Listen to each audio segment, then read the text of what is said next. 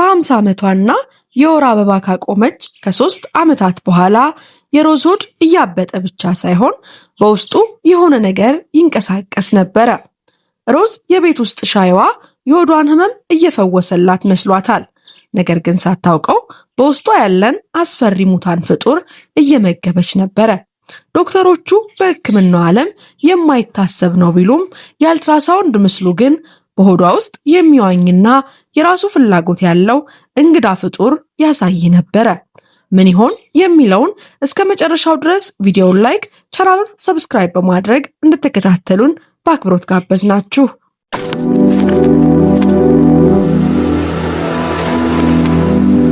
ሮዝ በኩሽና ውስጥ ምሳ በማዘጋጀት ላይ ሳለች በሆዷ ላይ ድንገት ከባድ ህመም ተሰማት። ከዚህ በፊት አጋጥሟት የማያውቅ ፈጽሞ የተለየና የሚያቃጥል ህመም ነበረ። በድንጋጤ በእጇ የያዘችውን ድስት መሬት ላይ ጣለችው። የያዘውም ነገር ሙሉ በሙሉ ተደፋ። ባለቤቷ አንቶኒ ድምፁን ሰምቶ እየሮጠ ወደ ኩሽና መጣ። ሮዝ ውዴ ምን ሆነሻል? ደህና አይደለሽም? ሲል በድንጋጤ ጠየቃት። እርሷ ግን ነገሩን ለማቅለል በመሞከር እጇን ሆዷ ላይ አድርጋ እሱን ለማረጋጋት በግድ ፈገግ አለች። ምንም ውዴ፣ ምንም አይደለም፣ ዝም ብሎ የሆድ ቁርጠት ነው አለችው። አሁን ተሽሎኛል ስትል መለሰች። ቢሆንም ግን የወደቀውን ድስትና የፈሰሰውን ምግብ እያጸዳዳ ረዳት። አንቶኒ ግን ላለፉት ጥቂት ቀናት ያስተዋለውን ነገር ችላ ማለት አልቻለም። ባለቤቱ ስለ ሰውነት ቅርጽ ምን ያህል እንደምትጨነቅ ስለሚያውቅል በጥንቃቄ እንዳትጎዳ እንዲህ አላት። ሰሞኑን ሆድሽ ትንሽ አበጠ ይመስለኛል፣ ስለዚህ ዶክተር ቢያይሽ አይሻልም ብሎ ነገራት። ሮዝም አይኖቿን ወደ ላይ እያሽከረከረች ባለቤቷን ሐሳብ አጣጣለችበት። እብጠት ማለት ምንም ማለት አይደለም ውዴ፣ ላለፉት ሳምንታት ምግብ አብዝቼ ነበር የበላሁት። ያ ነው ምክንያቱ። ካሁን በኋላ ስፖርትን አበዛለሁ፣ አመጋገቤንም አስተካክላለሁ። እኔ በቅርቡ ደህና እንደምሆን ታያለህ። አንቶኒ ግን እየቀለደም ቢሆን ነገሩን መገፋፋቱን ቀጠለ። ቢሆንም መታየቱ አይከፋም። እንግዲህ በድንገት ወፍረሽ አታውቂም። ከዚህ በላይ ልጅ መውለድ እንደማንችልም ፈጽሞ ባላቅ ኖሮ ጸንሰሻል ብዬ እጠይቅሽ ነበረ። እሷም እየሳቀች ራሷን ነቀነቀች። ኦ አንቶኒ፣ እንደሱ አይደለም። ሆኖም ግን የእሱ ፊት አሁንም አሳሳቢነቱ ፈጽሞ አልጠፋም። በጣም ያስባል።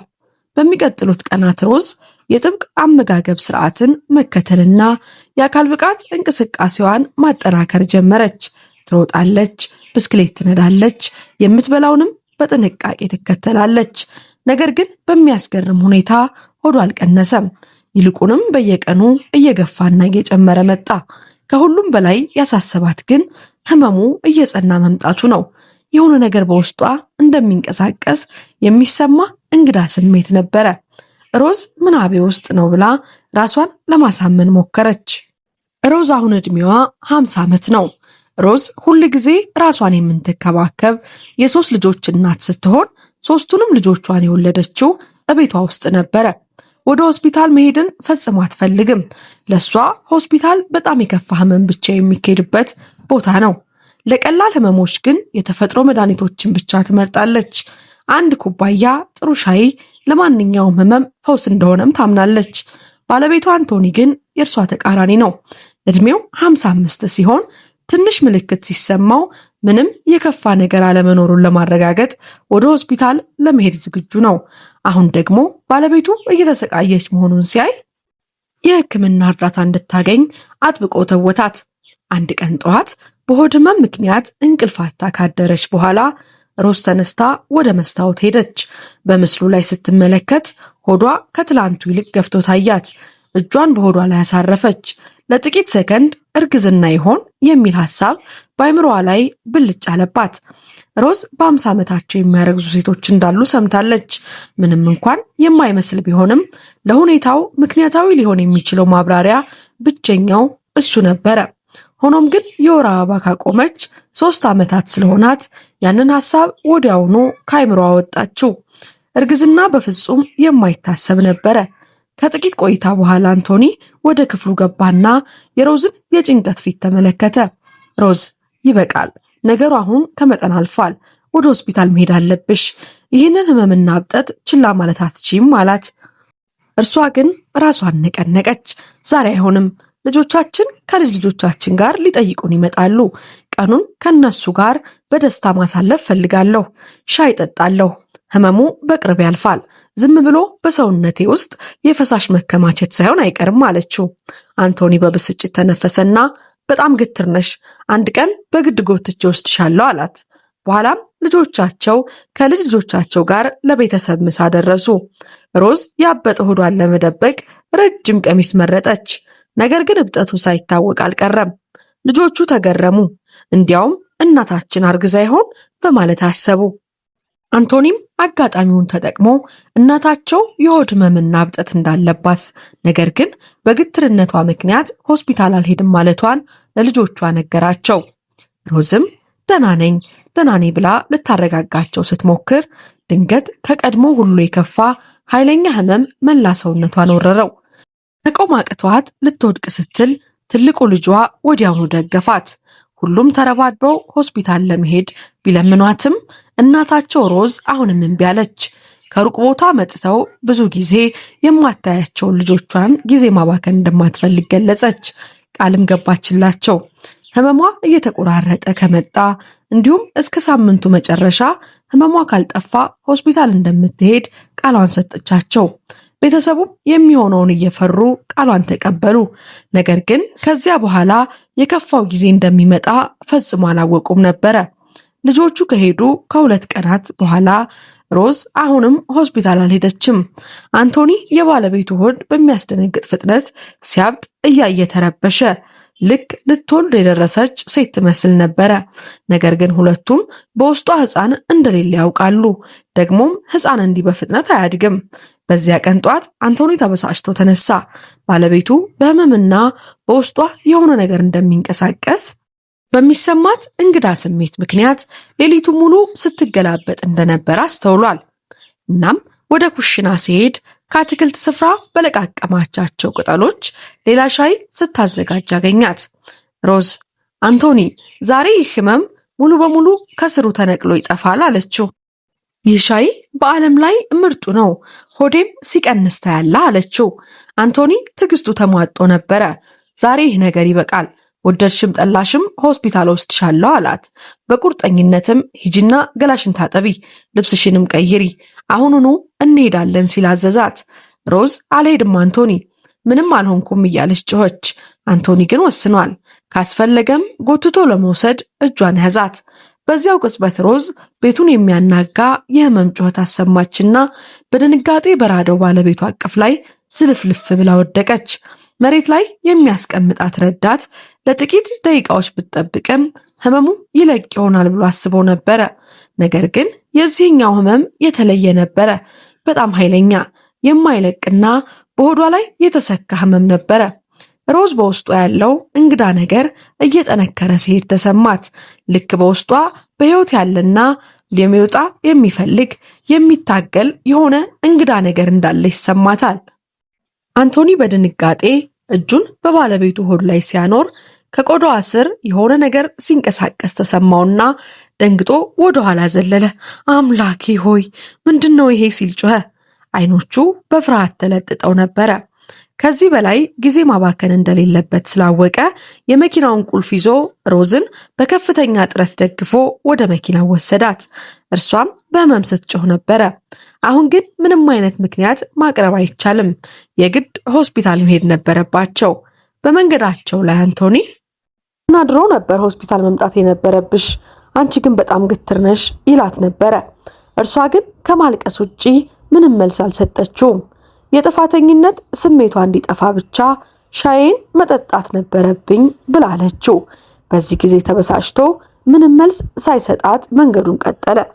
ትኩረቱን በቶሎ ሆስፒታል ለመድረስ አደረገ። ሆስፒታል እንደደረሰም መኪናውን አቁሞ ነርሶቹ የሮዝን ጩኸት ከሩቅ ሰምተው ለመርዳት እየሮጡ መጡ። አንዷ ነርስ ሮዝ መራመድ እንኳን እንደማትችል ስታይ ወዲያውኑ አልጋስ መጣች።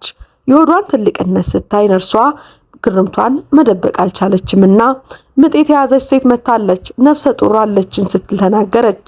ሮዝ በህመም ስለዛለች መመለስ አልቻለችም። ማልቀስ ብቻ ነበረ። አንቶኒ በፍርሃት እየተንቀጠቀጠ ወደ ድንገተኛ ክፍል በፍጥነት እንዲወስዷት ነርሶቹን ለመናቸው። በወቅቱ ሆስፒታል ተረኛ የነበሩት ዶክተር ኤሚሊ የተባሉ ልምድ ያላቸው እጅግ የታወቁ የማህፀንና ጽንስ ስፔሻሊስት ነበሩ። ወደ ሮዝ በፍጥነት ቀርበው የታካሚዋን ሁኔታ መከታተል ጀመሩ። የሮዝን ያበጠ ሆድ እየመረመሩ እርግዝናው ስንት ሳምንት ሆኖታል ሲሉ በረጋ መንፈስ ጠየቁ። ሮዝ በሲቃ መካከል ሆና እኔ ነፍሰ ጡር አይደለሁም ስትል መለሰች። ባለቤቷ አንቶኒን በጭንቀት ባለቤቴ የወር አበባ ካቆመች 3 ዓመታትን አልፏታል፣ እድሜዋም 50 ነው፣ እርጉዝ ልትሆን የምትችልበት ምንም መንገድ የለም ሲል ጨምሮ ተናገረ። ዶክተር ኤሚሊ በመገረም ፊታቸውን አጠቆሩና እጃቸውን በሮዝ ሆድ ላይ አሳረፉ። በሚያስገርም ሁኔታ የሆነ ነገር በውስጥ ሲንቀሳቀስ ተሰማቸው። በጣም ብርቅ ነው። አሁን በዚህ ዕድሜ በተለይ የወር አበባ ከቆመ በኋላ የማይመስል ነገር ነው። ነገር ግን ይህ ሆድ የሚመስለው የነፍሰ ጡር ሴት ሆድ ነው አሏቸው። እብጠቱ ከጀመረ ጀምሮ ለመጀመሪያ ጊዜ ነው ሆስፒታል የመጣሽው ሲሉ ጠየቁ። አንቶኒም ባለቤቴ ሆስፒታል ስትመጣ ለመጀመሪያዋ ነው። በጣም ሆስፒታል ትጥላለች፣ ለሁሉም ነገር ደህና ነኝ ስትል ነበረ ሲል አስረዳ። ዶክተር ኤሚሊ ሮዝን የእርግዝና ምርመራ አድርጋ እንደሆነ ጠየቋት። ሮዝም በጭንቀት ዶክተር ነግሬዋለሁ እኮ እኔ ማርገዝ አልችልም፣ 50 ዓመቴ ነው፣ የወር አበባ ካየሁም 3 ዓመታት ተቆጥረዋል ስትል መለሰች። በዚህ ጊዜ ዶክተር ኤሚሊ የእርግዝና ምርመራ ማድረግ ሳይሆን የአልትራሳውንድ ምርመራ ማድረግ እንዳለባቸው ወሰኑ። በዚያ ሆድ ውስጥ ሕፃን አለመኖሩን እርግጠኛ ሳይሆኑ ለሮዝ የህመም ማስታገሻ መድኃኒት ወይም መርፌ መስጠት አልፈለጉም። ለዶክተር ኤሚሊ ግን ሁሉም ምልክቶች የሚያሳዩት ሕፃን እንዳለ ነበረ። ሮዝን ትንሽ ታገሺ በማለት ወደ ምርመራ ክፍል ወሰዷት። ሮዝ በህመም እያለቀሰች ባለቤቷን በጸጸት ተመለከተችው። አዝናለሁ አንቶኒ፣ ቀደም ብዬ መምጣት ነበረብኝ፣ ግትር ነበርኩኝ አለችው። አንቶኒ ባለቤቱን እጇን አጥብቆ ያዘ። ምንም እንኳን ራሱ በሚመጣው ውጤት ላይ ከፍተኛ ስጋት ቢኖረውም እርሷን ለማረጋጋት ሞከረ። ከጥቂት ደቂቃዎች በኋላ የአልትራሳውንድ ክፍል ውስጥ ባልጋው ላይ ዶክተር ኤሚሊ ሮዝ እንድተኛ አደረገቻት። እናም ምርመራው ሲጀመር ዶክተር ኤሚሊ ሁሉንም ነገር ስትመለከት ሮዝም ሁሉንም ታያለች። በዚህ ጊዜ ዶክተሯ አይናቸው ፈጦ ቀረ። ቀዝቃዛውን ጄል በሮዝ ሆድ ላይ ቀቡት። እጃቸውን በሆዷ ላይ ሲያንሸራትቱት ያንን እንግዳ እንቅስቃሴ እንደገና ተሰማቸው።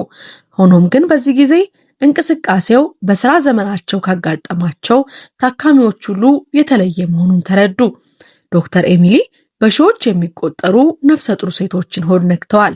በደመ ነፍስ አንድ ሕፃን በሴት ሆድ ውስጥ ሲንቀሳቀስ ምን እንደሚመስል በሚገባ ያውቃሉ።